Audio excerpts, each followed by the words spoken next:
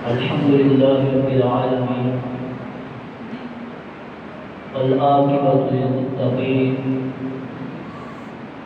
والصلاة والسلام على سيد المرسلين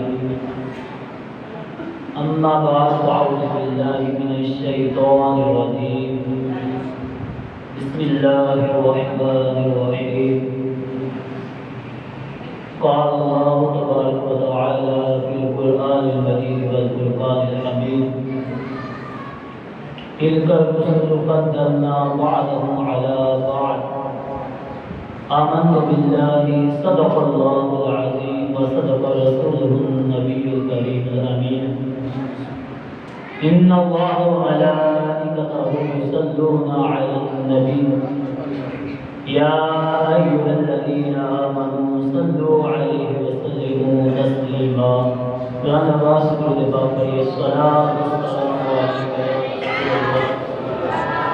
وعلى آلك وصحبك يا حبيب الله الصلاة والسلام عليك يا نبي الله وعلى آلك وصحبك يا نور الله سب سے اولا والا ہمارا نبی سب سے بالا والا ہمارا نبی اپنے مولا کا پیارا ہمارا نبی دونوں عالم کا دلہا ہمارا نبی بجھ گئی اس کے آگے سبھی مشعلیں شمع وہ لے کر آیا ہمارا نبی جس کے طلبوں کا دوبند ہے آب حیات ہے وہ جامع مسیحا ہمارا نبی جن کی دو بوند ہیں کوثر و سلسبیل ہے وہ رحمت کا دریا ہمارا نبی کون دیتا ہے دینے کو منہ چاہیے دینے والا ہے سچا ہمارا نبی خلق سے اولیاء اولیاء سے رسول سب رسولوں سے اعلیٰ ہمارا نبی ملک کونین میں انبیاء کا دیدار تاجداروں کا آقا ہے ہمارا نبی سارے اچھوں میں اچھا سمجھیے جسے ہے اس اچھے سے اچھا ہمارا نبی سارے اونچوں میں اونچا سمجھیے جسے ہے اس اونچے سے اونچا ہمارا نبی ہم سبوں کو رضا مستقی دیتے ہیں بے قصوں کا سہارا ہمارا اللہ جل جلالہ وعظم نوالہ وأتم برهانه وأعظم شانه کی حمد و ثنا اور حضور پردور شفیع یوم النشور نبی رحمت شفیع امت نانائے حسنین تاجدار کونین حضور جناب احمد مجتبی محمد مصطفیٰ صلی اللہ علیہ وسلم کی بارگاہ اقدس میں عدیات الاسلام عرض کرنے کے بعد اللہ تبارک و تعالیٰ کا بے شمار احسان عظیم ہے کہ اللہ پاک نے ہمیں اس بابرکت اور رونق محفل میں شرکت کرنے کی توفیق عطا فرمائی ہے الحمدللہ ہمارے اس جسر و عام میں یہ پورا ماہ جو ہے وہ محفل میلاد مصطفیٰ صلی اللہ علیہ وسلم کا انعقاد ہوتا رہتا ہے اور یہ صرف راتوں کو نہیں بلکہ دن کو بھی جو ہے وہ محفل منائی جاتی ہے یہ حضور علیہ السلام کے عشق کے لیے حضور کی محبت کے ہونے کا ثبوت ملتا ہے کہ جو بندہ حضور کا میلاد مناتا ہے پتہ چلتا ہے کہ یہ واقعی عاشق رسول ہے جو حضور کی محفل مناتا ہے اور حضور کی محفل میں شرکت کرتا ہے میں اس لائق تو نہیں ہے کہ علماء کرام کی جو ہے وہ موجودگی میں کچھ جو ہے بول دوں لیکن بطور جو ہے وہ ایک شگرد کے جو ہے وہ سبق سنانے کی حیثیت سے انشاءاللہ میں کچھ جو ہے وہ بیان کروں گا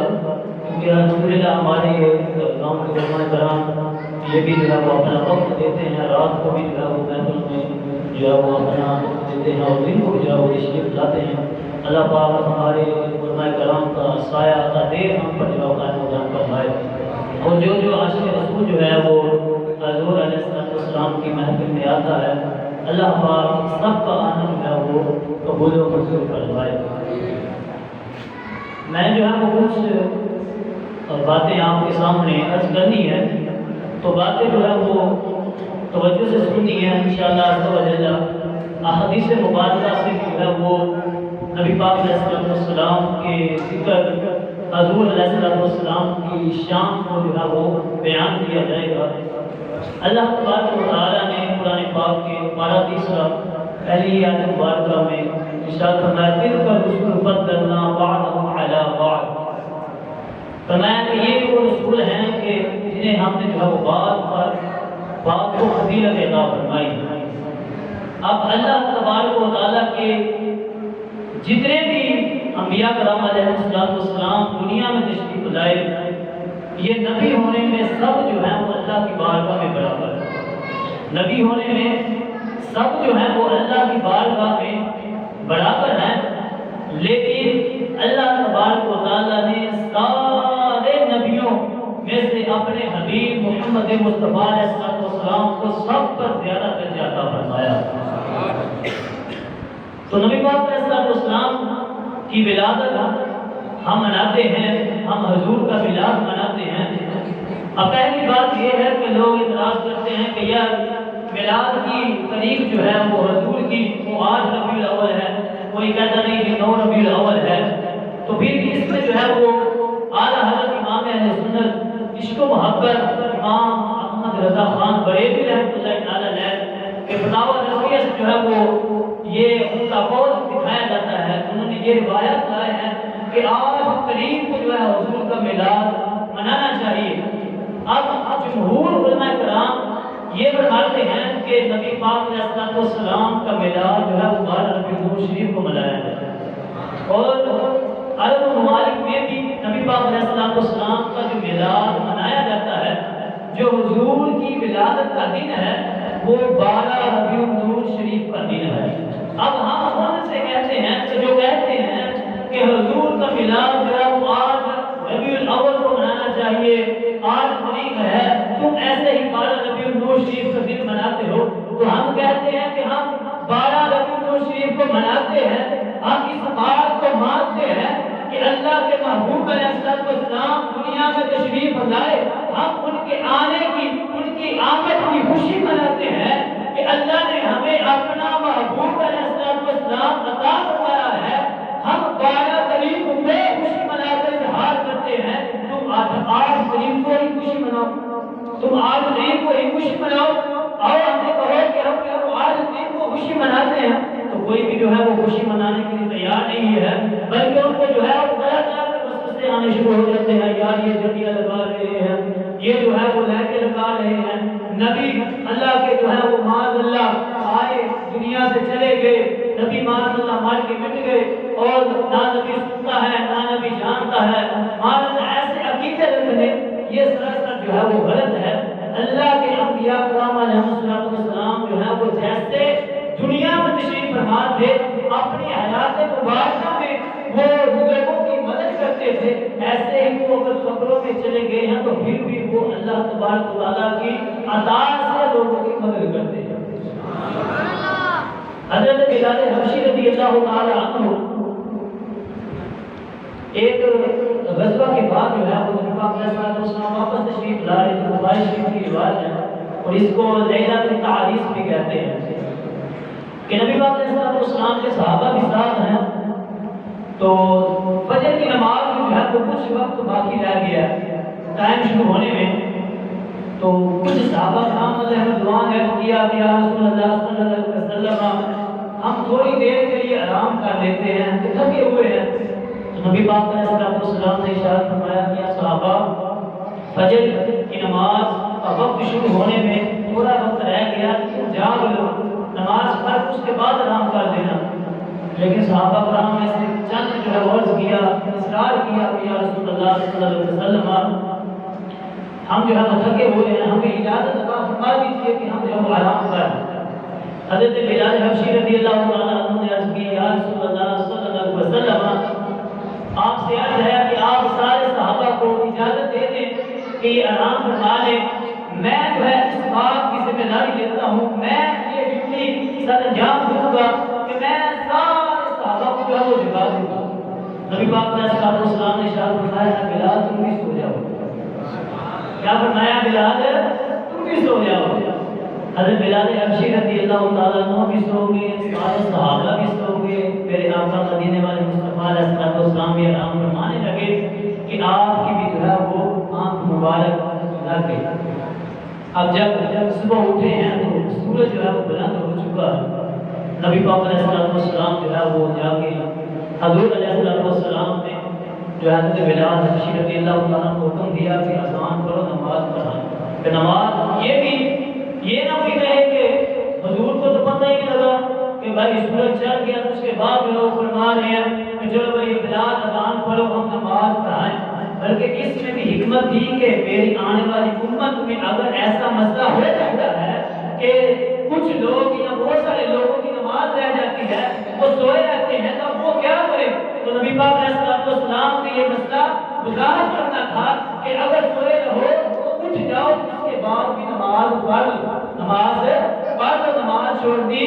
نہیں ہے۔ تو صحابہ کرام علیہ الرضوان نے نماز پڑھی۔ حضرت بلال حبشی رضی اللہ تعالیٰ عنہ فرماتے ہیں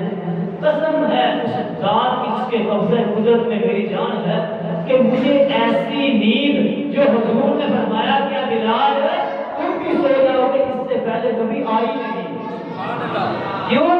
کہ حضرت بلال بھی جانتے ہیں، صحابہ بھی جانتے ہیں کہ میرے آقا علیہ السلام جو فرماتے ہیں وہ بات ہو کر رہتی ہے۔ میرے آقا علیہ السلام اگر فرماتے دن کو رات کو رات کو دن کو یہ ہوتا رہتا ہے۔ حضور جانتے ہیں کہ آج صحابہ کی نماز رہ جائے گی، حضرت بلال حبشی رضی اللہ تعالیٰ عنہ بھی سوئے رہ جائیں گے۔ یہ اللہ تبارک و تعالیٰ کی طرف سے ایسا ہوا کہ حضور نے فرمایا کہ ہے صحابہ نماز پڑھو۔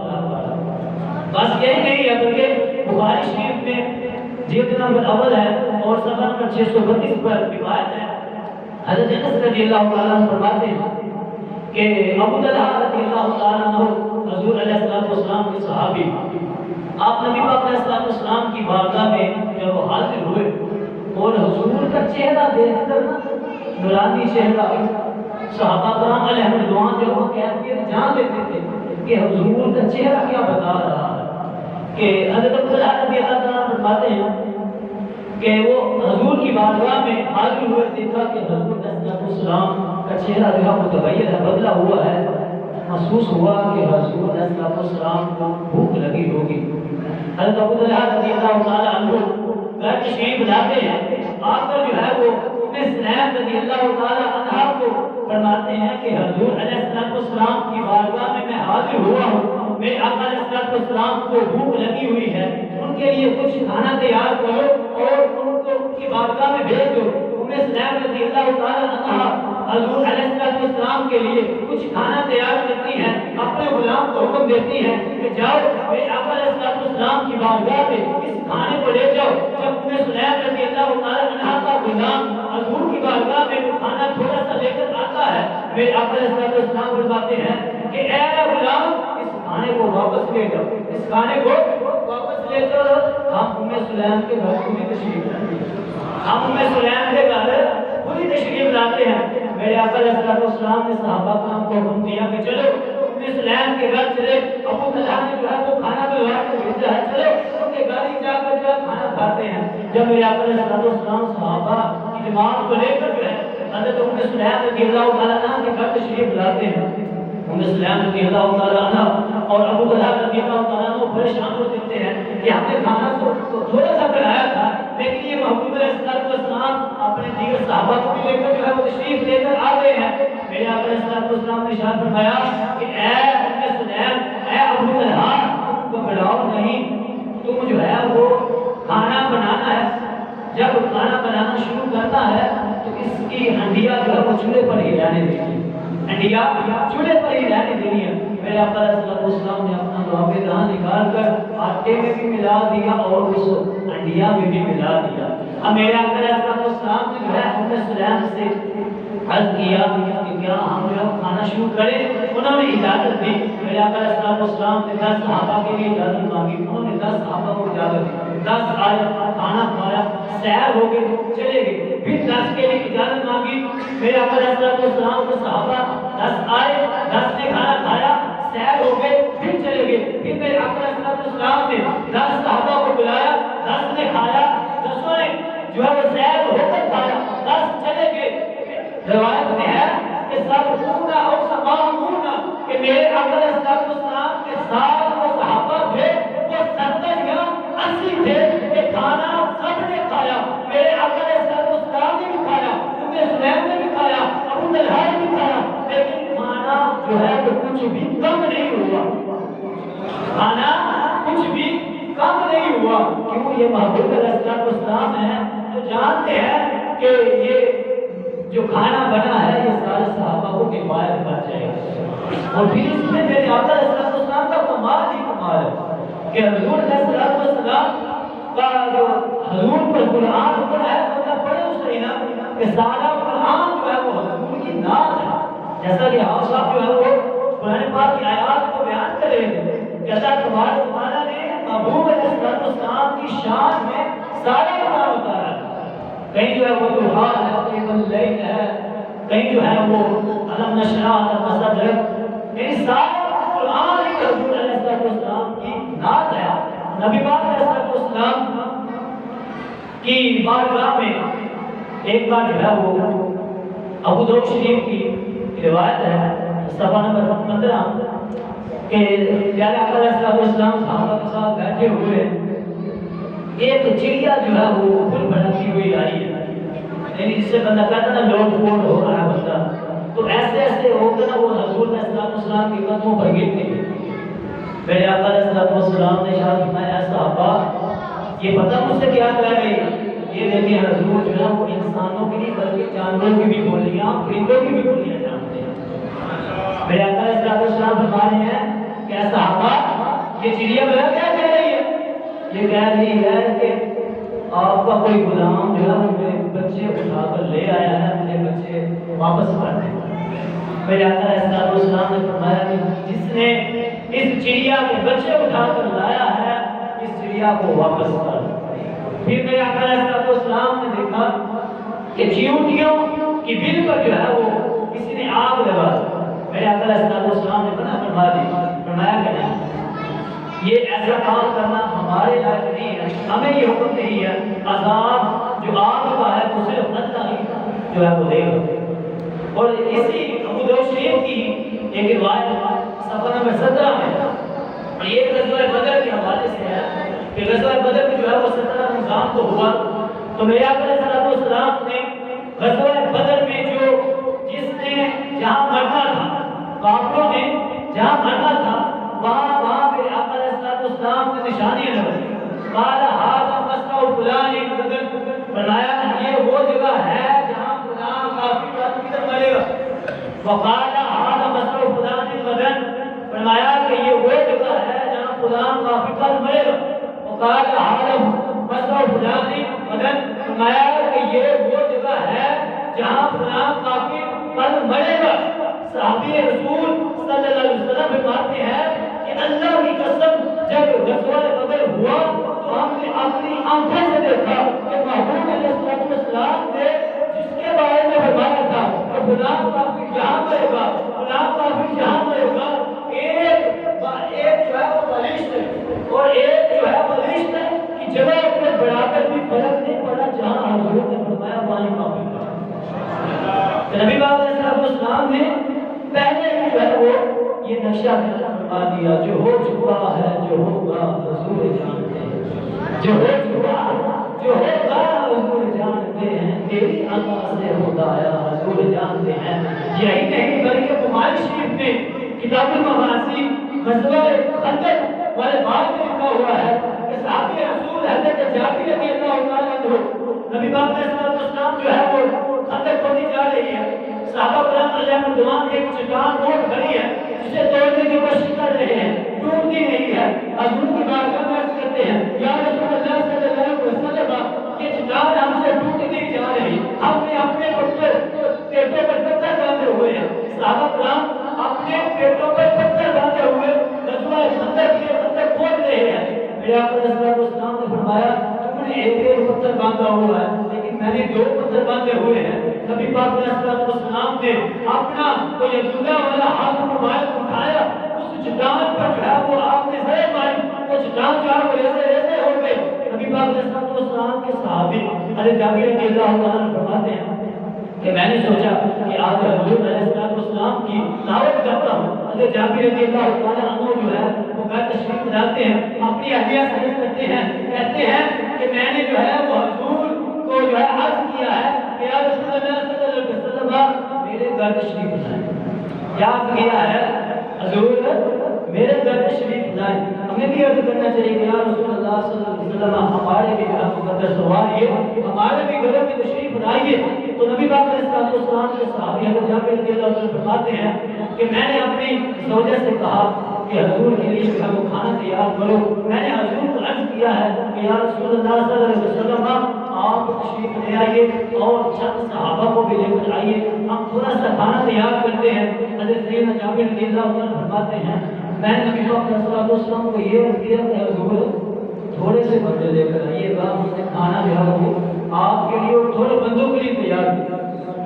میں نے دیکھا کہ نبی پاک علیہ السلام نے فرمایا چلو بھائی سارے بندوں کو آلو, جابر نے ہماری دعوت کی ہے اس کے بعد کھانے کے لیے چلو. حضور نے فرمایا کہ جابر نے ہمارے لیے دعوت کی ہے, چلو سارے جابر کے گھر چلو. نبی پاک علیہ السلام کے صحابی حضرت سیدنا جابر رضی اللہ عنہ کو تشریف لائے. عرض کیا کہ گھر میں کہا کہ حضور صرف چند صحابہ کے ساتھ نہیں بلکہ جتنے سارے وہاں کام کر رہے ہیں سب کو حضور نے حکم دیا چلو جابر کے گھر کھانے کی دعوت انہوں نے دی ہے. اب پریشان ہو گئے. نبی پاک علیہ السلام جب تشریف لاتے ہیں میرے آقا علیہ السلام نے فرمایا جابر پریشان ہونے کی ضرورت نہیں ہے کیونکہ جس رب نے مجھے بنایا ہے اس رب نے میرے لیے ساری کائنات کو بھی بنایا ہے. سیدی اعلیٰ حضرت عبداللہ نے فرمایا نا زمین و زمان تمہارے لیے, زمین و مکان تمہارے لیے, چنی و چنار تمہارے لیے, بڑے تو جہان تمہارے لیے, تمہاری جنت تمہاری ملک تمہاری ملک, زمین و ملک سما و سبق شکن دھن تمہارے لیے, کسانے تکن امامت تکن سیانے تکن بنائے تکن حکومت تکن خدا کے کہا تمہارے لیے, اشارے سچان چیر دیا چھپیلے ہوں کو پھینک دیا, یہ طاقت دوان تمہارے لیے, زبان چلے یہ دلوں بلے, یہ باغ بھلے یہ بھولے بھلے, یہ وقت بلے سلام کے کھلے رضا کی سبا تمہارے لیے. یہ محمد علیہ السلام جو فرمائیں گے اللہ حضور کو کبھی رسوا نہیں کرے گا, اللہ حضور کی ہر بات معافی.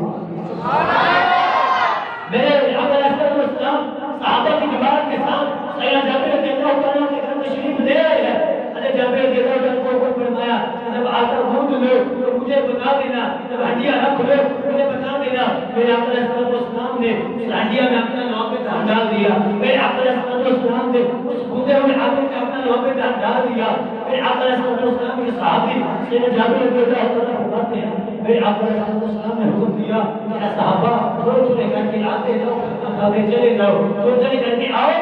کھاتے چلے جاؤ. سیدنا جابر رضی اللہ عنہ فرماتے ہیں چند صحابہ آتے گئے, دو صحابہ آتے گئے, کھانا کھاتے گئے, کھانا کھاتے گئے, جو بھی آیا ہے پیٹ بھر کے کھانا کھانا ہے, کوئی بھوکا نہیں رہتا کیونکہ کہ وہ بانٹتا ہے جہاں پر بھوکوں کو کھلایا جاتا ہے. رب ہے نمو یہ واسطے رزق اس کا ہے, کھلاتے یہ ہے, ٹھنڈا ٹھنڈا پیتے ہم ہیں, پلاتے یہ.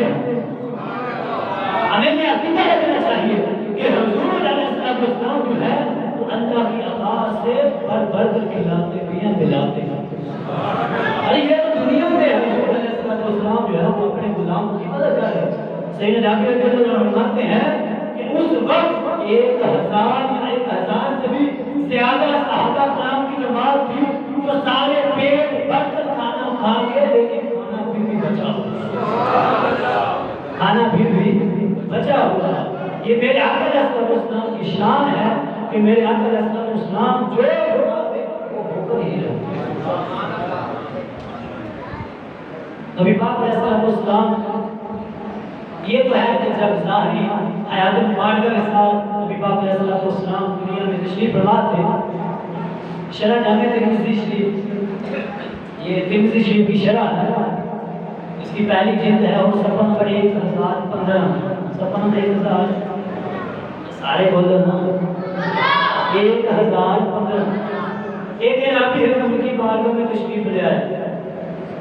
جب آ کے دیکھا پتہ چلا کہ نبی پاک علیہ السلام تو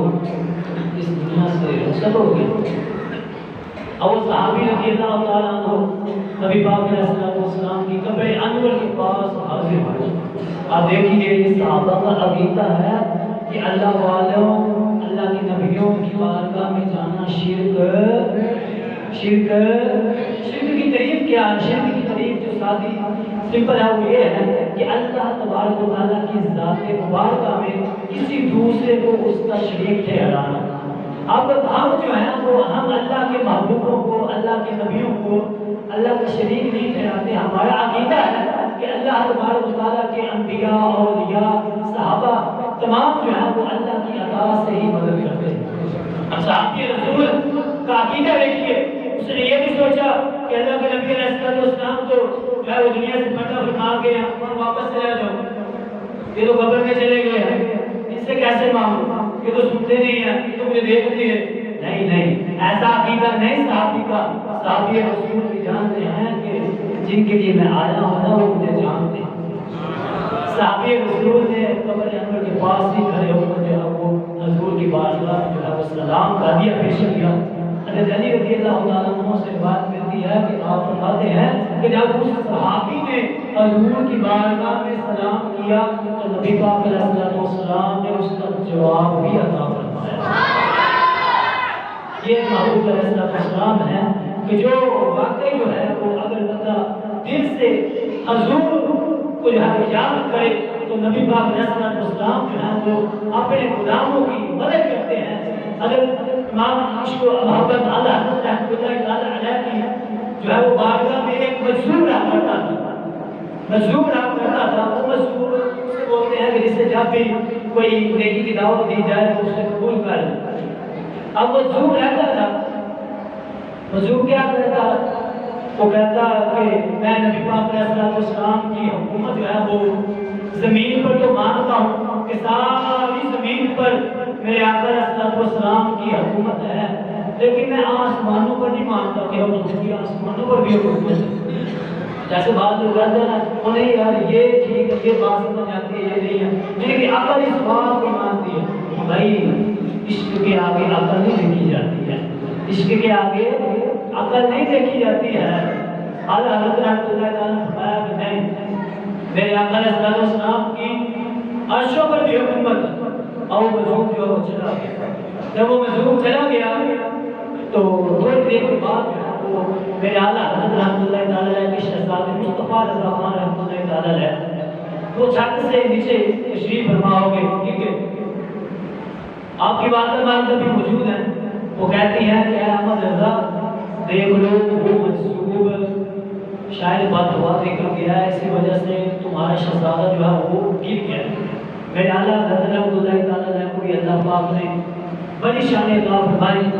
بڑی جو ہے نظر عطا فرمائی۔ آپ فرماتے ہیں والدہ گھبرائیے مت، میرے شہزادے کو کچھ بھی نہیں ہوگا۔ تو جب واقعی دیکھا تو مصطفیٰ رضا خان رحمۃ اللہ تعالیٰ ٹھیک ہے، ہم کو کچھ بھی نہیں ہوا۔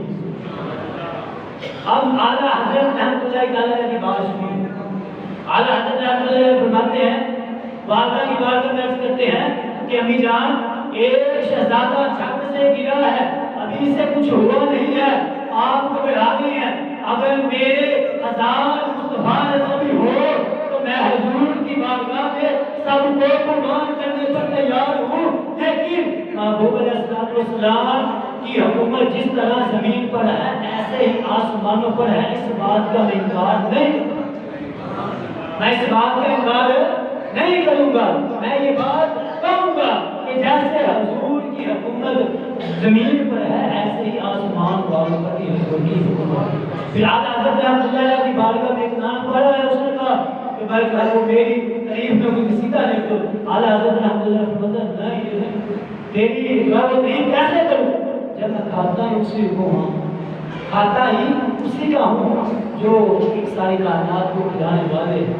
فرماتے ہیں وہ کمال حسن حضور ہے کہ گمان نفس جہاں نہیں، یہی دور خالص سے دور ہے، یہی شمع ہے تو گمان نہیں، کروں تیرے نام پہ کروڑوں جہاں فرماتے ہیں کروں تیرے نام پہ ایک جہاں فدا، نہ بس ایک جہاں تو جہاں فدا، وہ جہاں سے بھی نہیں جی کرا، کروں کیا کروڑوں جہاں فدا۔ فرماتے ہیں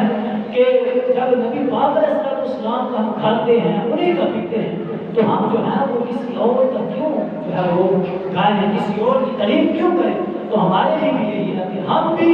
نبی پاک علیہ السلام کے ہی کچھ گائیں، حضور کی نعتیں جو ہے وہ گائیں، حضور کی محفلیں بنائیں۔ نبی پاک علیہ السلام نے ہمیں نماز پڑھنے کو حکم دیا، تو ہم نبی پاک علیہ السلام کی جو ہے وہ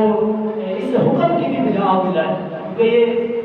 یہ ترمذی شریف میں بھی پیغمبر صلی اللہ علیہ وسلم کی جو حدیث مبارکہ موجود ہے، اور پھر سنن نسائی شریف میں بھی ہے پیغمبر صلی اللہ علیہ وسلم فرمایا قرۃ عین الصلاۃ کہ نماز میں میری آنکھوں کی ٹھنڈک ہے، تو ہمیں جو ہے وہ نماز کی پابندی کرنی چاہیے۔ حضور علیہ السلام کا یہ ذکر ہوتا رہے گا، اور انشاءاللہ ہر سال ہر غریب الآخرۃ خیر لک من الأولی، محبوب آپ کی ہر آنے والی گھڑی جو ہے وہ پہلی سے زیادہ بہتر ہے۔ انشاءاللہ یہ بڑھتا ہی جائے گا، بڑھتا ہی جائے گا انشاءاللہ۔ عز و جل ہم نے بھی حضور کی محفلیں بناتے جانا ہے۔ اللہ تبارک و تعالیٰ کی بارگاہ میں دعا ہے کہ اللہ تبارک و تعالیٰ ہمیں حضور کی محفلیں سجانے، حضور کے احکامات پر عمل کرنے کی توفیق عطا فرمائے۔ آمین بجاہ النبی صلی اللہ علیہ وسلم۔